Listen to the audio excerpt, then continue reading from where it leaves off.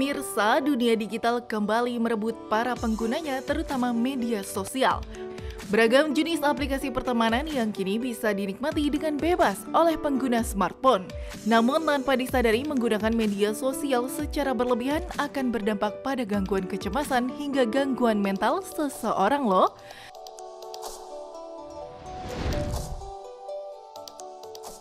Dalam rangka memperingati Hari Kesehatan Mental atau Jiwa Sedunia, penting untuk kita mulai melakukan pembatasan terhadap penggunaan media sosial. Sebab studi terbaru menunjukkan bahwa media sosial bisa berbahaya bagi orang dewasa. Sebab hal ini bisa merusak mental masyarakat Indonesia. Kebiasaan menatap layar ponsel hingga lupa waktu akan memperburuk kondisi psikologi kita.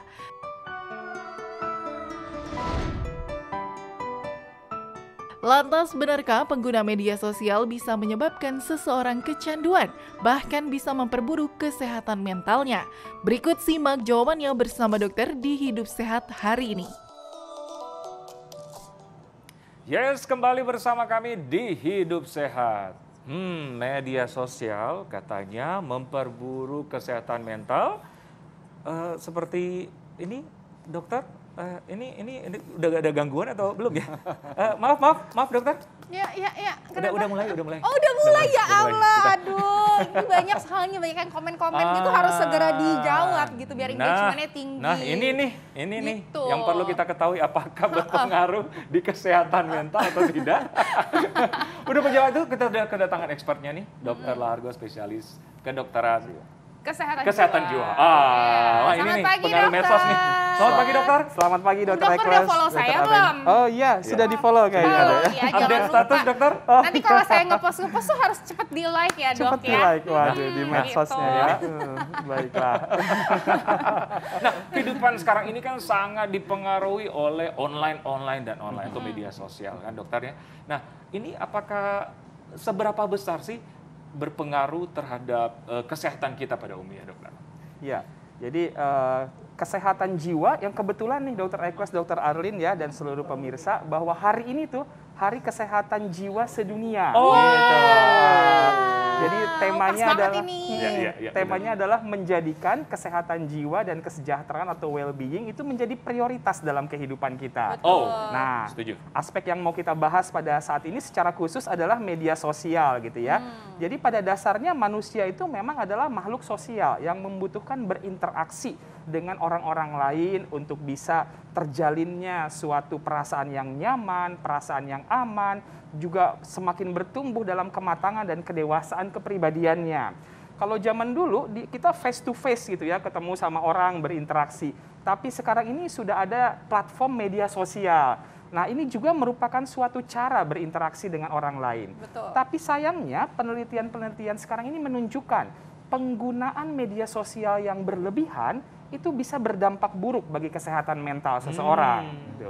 Nah, apa saja gangguan-gangguan yang bisa muncul? Yang pertama, meningkatnya angka gangguan kecemasan atau ansietas.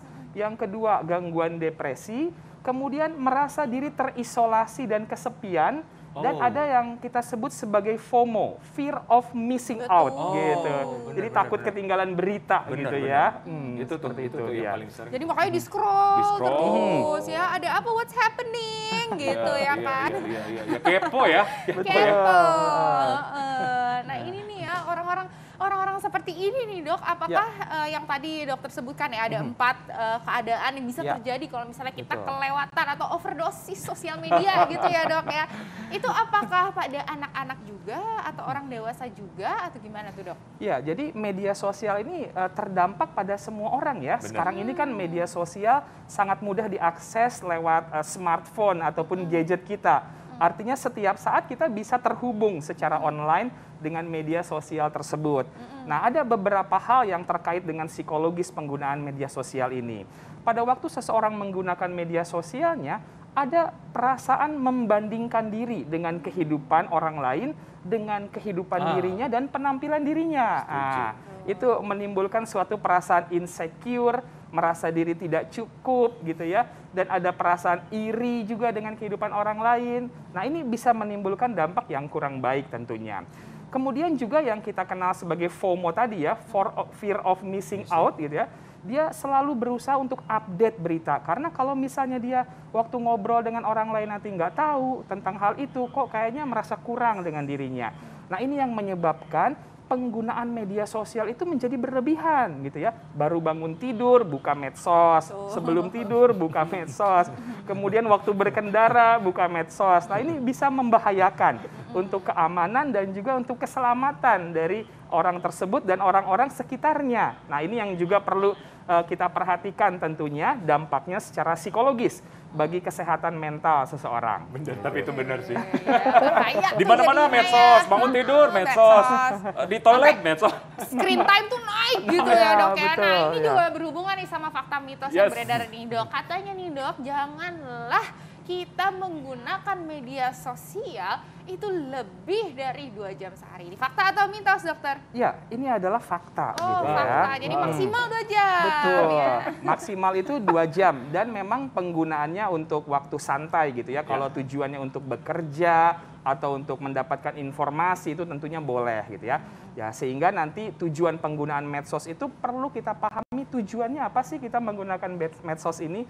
Bukan cuma untuk mengisi waktu luang, tapi ada suatu tujuan yang berarti penggunaan medsos tersebut. Nah, jadi ya. tidak akan terjadi terlalu berlebihan pada akhirnya. Benar-benar kita harus memilah-milah ya mana yang berdampak positif untuk kita ya. Betul Oke. sekali. Nah, ini ada pertanyaan yang beredar di masyarakat nih dokter. Penggunaan media sosial secara tidak tepat dan berlebihan itu dapat memberikan dampak negatif baik dari sisi psikologis dan sosial. Itu gimana tuh dok? Ya, itu benar sekali gitu ya. Karena media sosial ini adalah cara orang berinteraksi dengan orang lain.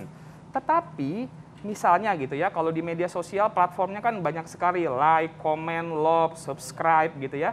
Tetapi misalnya gitu ya, jempol dari sahabat kita yang mengapresiasi pekerjaan kita secara langsung nggak sama dengan jempol yang dituliskan ataupun yang muncul di media sosial kita gitu ya. Senyuman sahabat yang hangat kepada kita dengan pencapaian yang kita lakukan berbeda dengan emotikon yang ada di medsos gitu. Setuju. Ya, jadi tidak ada yang bisa menggantikan interaksi secara langsung manusia Emotional dengan touch ya. emotional touch-nya Apalagi dapat. katanya tuh nah yang namanya sosial media Ya. itu kita memang menjauhkan yang dekat tapi juga mendekatkan yang jauh ya dok Benar ya. banget, betul seperti itu. Betul. Malah beberapa riset menunjukkan penggunaan media sosial yang berlebihan itu malah membuat orang tuh merasa kesepian gitu ya. Oh. Karena itu berarti kan mengurangi waktu dia berinteraksi langsung dengan orang lain gitu. Nah, Oh itu gitu. dia. Jadi berarti secara psikis nih dok, kalau misalnya dampaknya tuh apa sih dok gitu ya? Misalnya tadi dokter udah sempat menyebutkan ada gangguan kecemasan Ya, ya betul. kan? Terus ada gangguan apa lagi tuh dok? Depresi. Ya, jadi, betul. Cenderung ya, Ya, cenderung ke kecenderungan untuk menjadi gangguan cemas atau ansietas, gangguan depresi, dan juga mungkin jadi ada semacam adiksi ya, atau kecanduan. Setuju. Kenapa begitu? Karena ketika seseorang menggunakan media sosial, itu ada suatu hormon dopamin tuh yang keluar di otaknya. Itu hormon yang memberikan kenikmatan, kebahagiaan.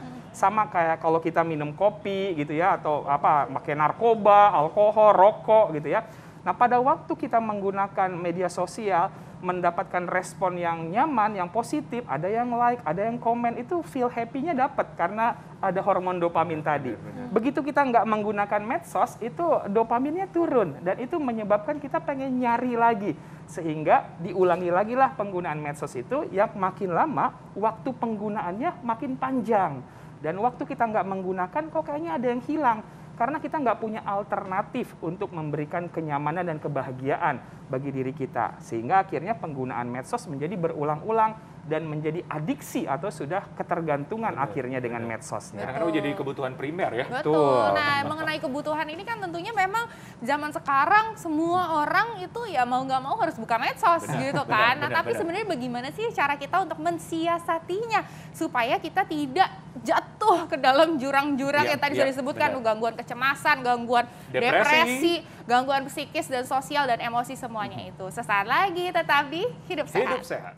Apakah yang namanya sosial media itu bisa memperburuk kesehatan mental? Yes, kita sedang membahasnya ya. Yes. Masih bersama dengan Dr. Lahargo. Nah dok, tadi kita juga nih membahas gimana sih caranya mensiasatinya gitu kan ya. Tapi sebelum kita membahasnya nih dok, tentang fisik nih dok. Kadang-kadang nih yang namanya habis lihat-lihat, scrolling, nggak kerasa.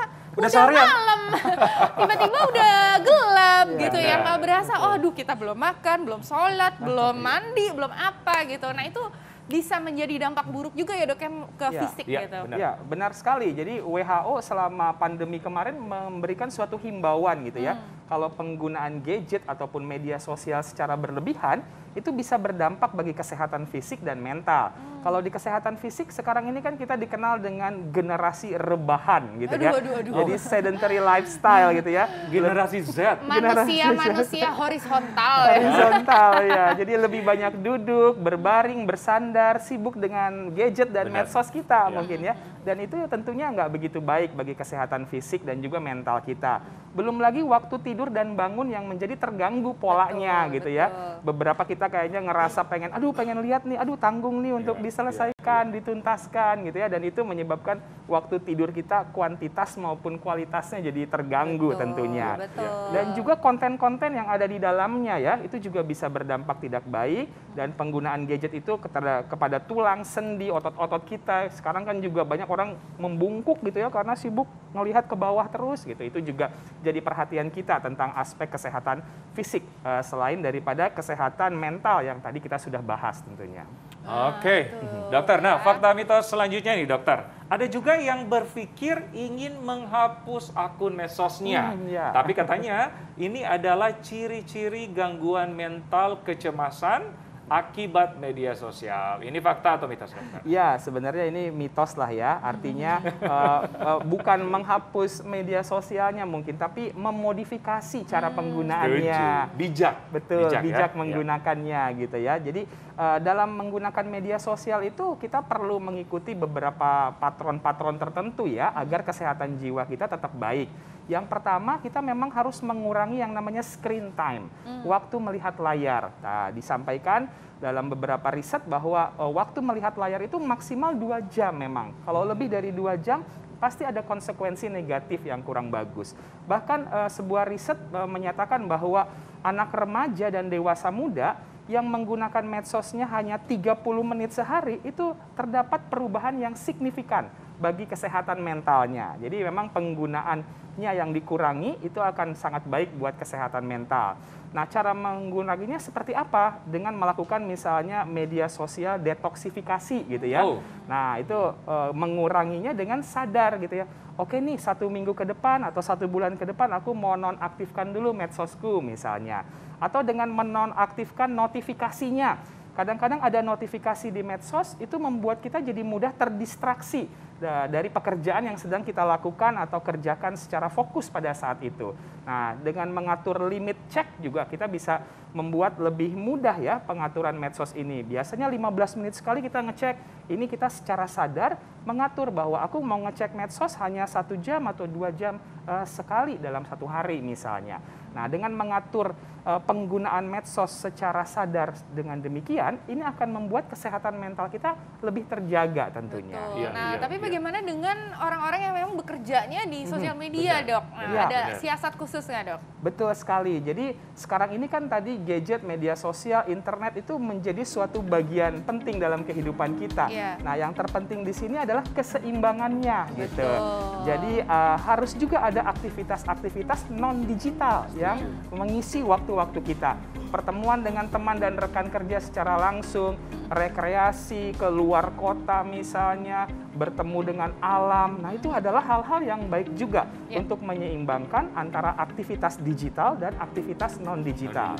Bukan tidak boleh ya, tapi bijaklah dalam menggunakan media sosial ya. Setuju ya, dokter ya? Setuju. Oke, dokter. Itu supaya apa nih pentingnya? Pentingnya adalah supaya kita juga menjaga yang namanya kesehatan jiwa kita. Karena kesehatan jiwa dan mental itu juga sama pentingnya seperti kita menjaga kesehatan fisik kita. Setuju banget. Ya. Jadi jangan diremehkan. Yes, gitu setuju banget. Oke, dokter, terima kasih. Terima kasih. Informasinya sangat banyak, bermanfaat. Dokter. Nah, pemirsa jangan lupa selalu saksikan Hidup Sehat TV One tiap hari Senin sampai Jumat jam 9 pagi sampai jam 10 hanya di TV One. Saya Dr. Ekles. Saya Dr. Renita Arlin. Indonesia hidup sehat.